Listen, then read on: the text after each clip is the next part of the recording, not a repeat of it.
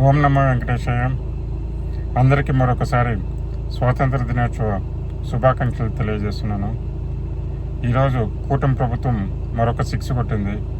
6 అంటే మీకు తెలుసు కదా, ఎలక్షన్ టైంలో చంద్రబాబు గారు, పవన్ కళ్యాణ్ గారు, అలాగే బీజేపీ పెద్దలు కలిసి 6 హామీలు, ముఖ్యమైన హామీలు ఇవ్వడం జరిగింది. వాటికి ముద్దుగా సూపర్ 6 అని పేరు పెట్టుకున్నారు. అందులో ఆల్రెడీ దీపం పథకం కింద 2 సిలిండర్లు ఇచ్చారు.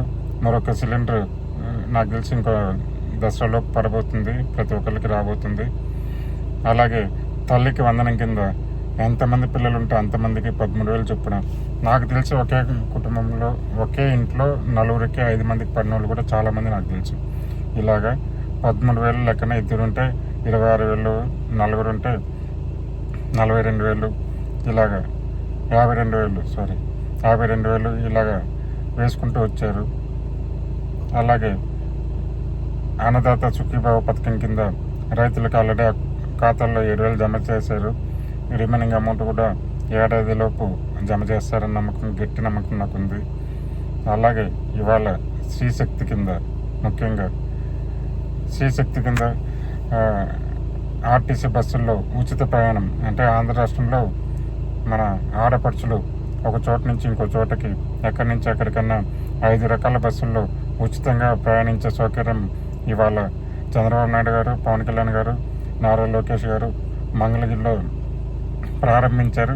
అలాగే ప్రతి నియోజకవర్గంలోనూ ఉన్న ఎమ్మెల్యేలు, అందుబాటులో ఉన్న నాయకులు ఆయా నియోజకవర్గాల్లో ప్రారంభించారు. అట్టహాసంగా జరిగింది ఈ కార్యక్రమం. ఇవన్నీ చూస్తుంటే నాకేమనిపిస్తుందంటే, జగన్ బయటికి రాకపోవడమే మంచిది అనిపిస్తుంది.